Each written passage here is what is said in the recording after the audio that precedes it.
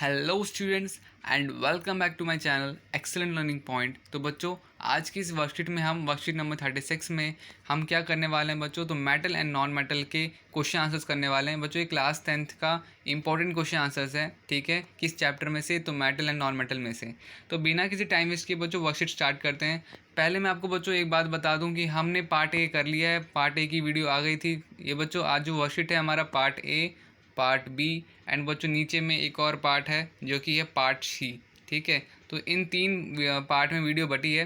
Part A हमने बना रखा है बच्चों, ठीक है ना। तो उसमें हम हमारा जो है ऑब्जेक्टिव टाइप्स क्वेश्चन सारे कवर हो गए पूरे 10 के 10। अभी जो बच्चों ये वीडियो है ये पार्ट बी है, सारे शॉर्ट आंसर टाइप क्वेश्चन यहाँ पे कवर होंगे। तो देखो एक बार के लिए आप स्क्रीनशॉट ले लेना, मैं सारे क्वेश्चन यहाँ पे दिखा रहा हूँ आपको पार्ट बी के, ठीक है।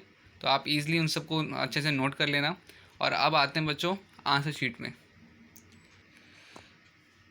तो बच्चों सबसे पहला क्या है आपको, तो कंप्लीट द फॉलोइंग रिएक्शन। तो आपको रिएक्शन बच्चों पूरा कंप्लीट करना है, मतलब कि यहाँ पे इतना देर रखा है तो इसका आंसर क्या होगा बच्चों, तो आंसर आपका ये होगा, ठीक है। 3Fe प्लस 4H2O का क्या बन जाएगा बच्चों, Fe3O4 प्लस 4H2, ठीक है। फिर बच्चों कैल्शियम वाटर का क्या होगा, तो आपका बच्चों यहाँ पर, ठीक है, तो Ca plus 2H2O, Ca hydroxide 2 plus H2, ठीक है बच्चों। फिर इसके बाद बच्चों आगे आते हैं पोटेशियम वाटर का। तो पोटेशियम H2O क्या होगा, 2H2O 2KOH H2, ठीक है बच्चों। ये हो गया फर्स्ट का आपका क्या कहते हैं केमिकल जो रिएक्शंस है आपके, उसको कंप्लीट हमने कर लिया। अब बच्चों सेकंड है, लिखा हुआ है generally when metals are treated with mineral acids hydrogen gas is liberated, but when metal except Mn and Mg treated with DIT hydrogen nitrate hydrogen is not liberated why. तो बच्चों क्या होगा इसका answer, most of the metal do not react with hydrogen nitrate because nitrous acid is a strong oxidizing agent, hence when metal except Mn Mg are treated with nitric acid hydrogen gas is not liberated, ठीक है बच्चों। क्यों होता है, तो बच्चों सबसे main reason क्या होता है, वो acidic in strong oxidising agent होता है, जिस वजह से वो क्या कहते हैं लिबरेट नहीं होता, ठीक है। तो बच्चों ये क्वेश्चन आपका ये हो गया। अब जरा थोड़ा सा और यहाँ पर बच्चों फिर रीज़न आपको लिखना है कि जैसे Mg हो गया आपका और वो हाइड्रोजन नाइट्रेट से रिएक्ट करता है, तो आपका MgNO3 2 प्लस H2 बनता है, ठीक है। तो oxidation number of Mg from 0 to 2, hence loss of electron which implies HNO3 oxidising. Mg is but a reducing agent which change oxidation number of hydrogen 1 to 0, hence H is releasing due to reducing nature of Mg and not HNO3, ठीक है बच्चों। तो ये पूरा हमने यहाँ पे example भी लिख दिया, ठीक है। तो ये पूरा हो गया बच्चों हमारा क्या कहते हैं सेकंड क्वेश्चन। आते हैं बच्चों इफ़ यू थर्ड क्वेश्चन में, if you are given a hammer, a battery, a bulb, wire and a switch. तो बच्चों क्या है, पहले पूछा है how could you use them to distinguish between sample of metal and non metal. तो लिखो बच्चों फर्स्ट ए का आंसर क्या होगा आपका, तो लिखा है ए का आंसर क्या है, तो if the substance can be hammered to be converted into sheet then it is metal, it is broken into pieces then into non metal, ठीक है बच्चों।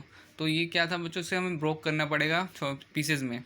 फिर बच्चों आपका नेक्स्ट क्या है, assess the usefulness of these test is distinguish between metal and non metal.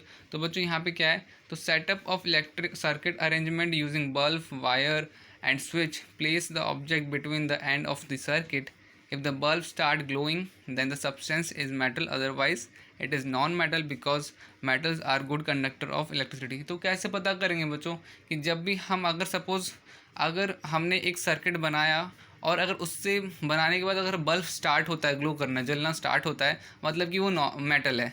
अगर नहीं चलता तो मतलब कि वो नॉन मेटल है। हम इस तरह से पता कर सकते हैं। Generally, above method can use to identify metal and non-metal, but there are some exceptions also. For example, sodium is metal which is not malleable. In fact, it is brittle.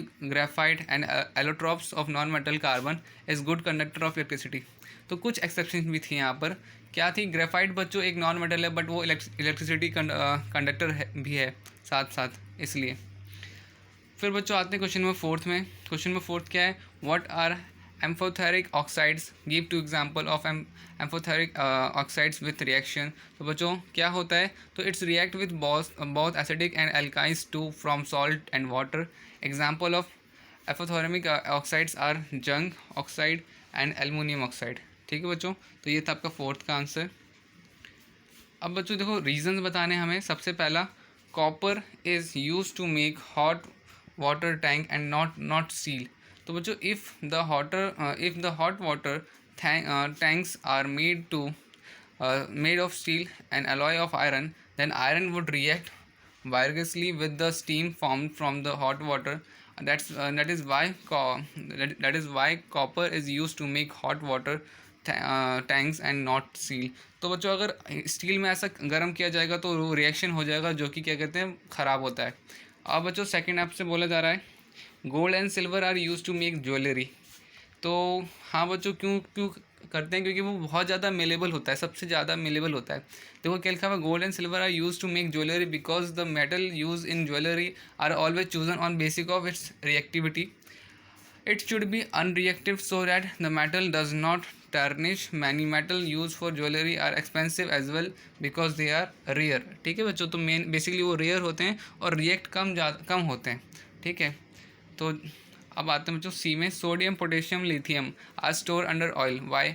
तो देखो बच्चों क्या है, तो पोटेशियम जो है, sodium जो है, लिथियम जो है, वो हम रिएक्टिव जो रिएक्ट करते हैं वो एयर में करते हैं। ठीक है, और इसलिए हम उसे क्या कहते हैं बच्चों, कवर करके रखते हैं ऑयल के अंदर ताकि वो रिएक्ट ना करें।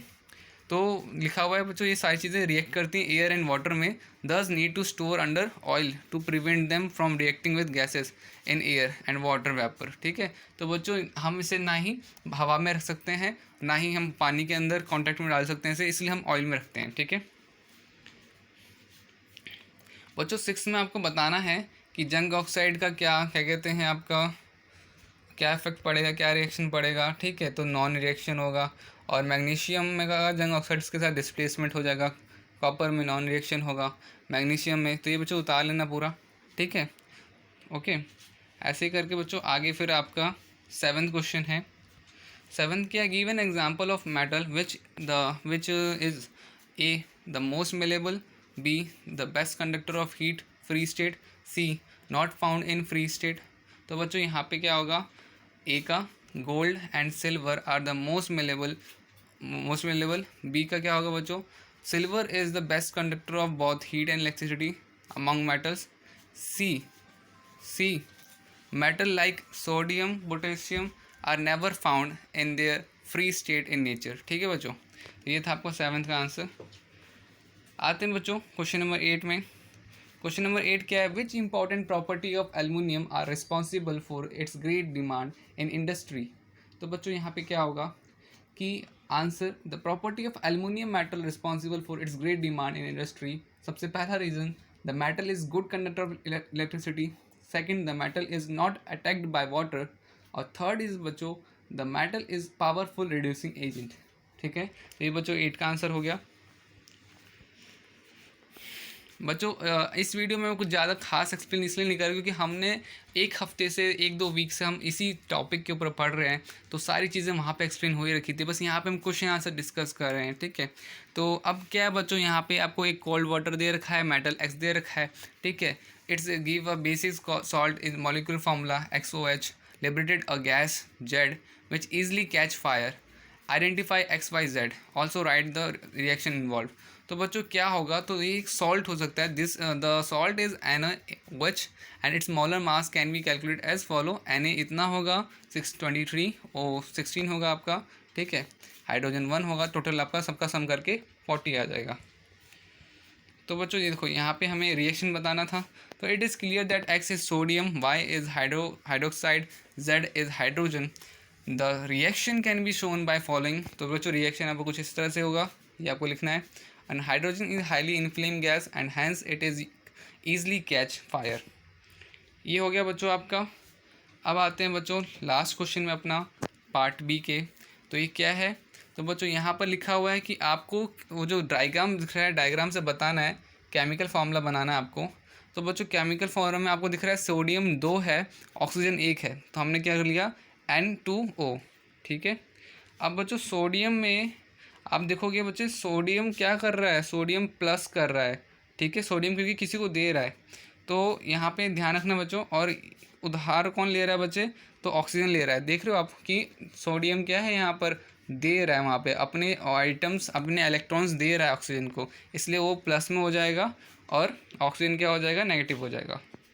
तो बच्चों यही था आज की पूरी वर्कशीट में पार्ट बी, ठीक है। वापस से बता रहा हूँ बच्चों, पार्ट बी है, पार्ट सी आना बाकी है। पार्ट ए कंप्लीट कर लेना, मैं डिस्क्रिप्शन बॉक्स में लिंक डाल दूंगा अगर आप डायरेक्टली इस वीडियो पे आ रहे हो तो। पार्ट बी ये कंप्लीट कर लेना, देन पार्ट सी पे हम आते हैं, ठीक है। तो बच्चों चलो जल्दी से मिलते हैं नेक्स्ट वीडियो में, तब तक के लिए बाय बाय।